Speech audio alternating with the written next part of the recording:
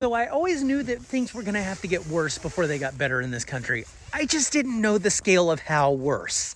I mean, I know that we've got a lot of badness that we need to purge from this country and a lot of history that we need to make up for. Now I'm guessing we're going to have to see things get very, very dark before things start to turn around.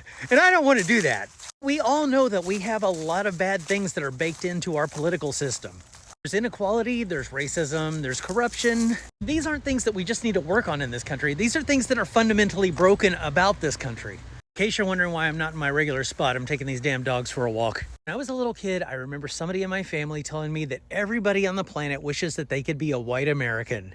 And I remember thinking, that's really sad.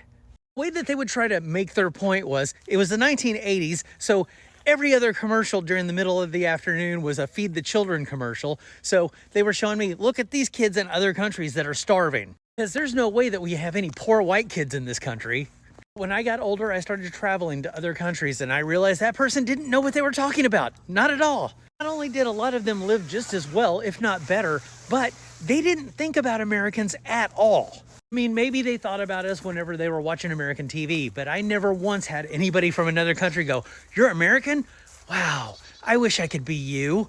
It's really weird to go home and tell these people, "Hey, you raised me to be racist."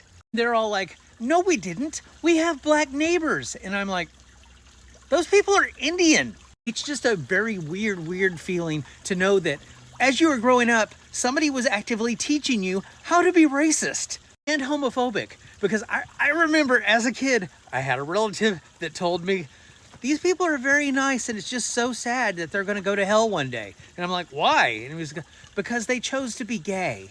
And I remember asking them, why would they choose to go to hell for being gay? Is being gay just really that great? She said, no, if it's something God doesn't like, then it can't be that good. And then I was just like, this doesn't make any sense. To which she said, you'll understand when you're older. And I don't, not at all.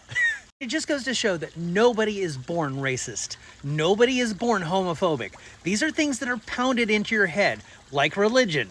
It's like we are taught as Americans to be bad people from a very young age. And that is super sad. And the people who seem to be the least racist and the least homophobic are people who live in big cities. And why is that? Because they are constantly surrounded by these people and they know that they aren't some sort of a weird danger or threat in some way. They understand that these are just regular people trying to live their regular lives, and your life is very inconsequential to them. So it seems like America is still going through growing pains. So until everything gets to be absolute shit for everybody who isn't a billionaire, things are going to be bad. Until these poor people are forced to see that these other poor people are not their enemies, it's the people that are holding all of you down, they're not going to change. What really sucks is those of us who have woken up and grown as people are still going to have to go through this with these other people. It just seems like, unfortunately, if we want to get to the Star Trek future, we're going to have to go through the Star Trek history. And that's not good at all. Whether we want it or not, it just seems like we're going to have to go through it regardless. So, buckle up, I guess.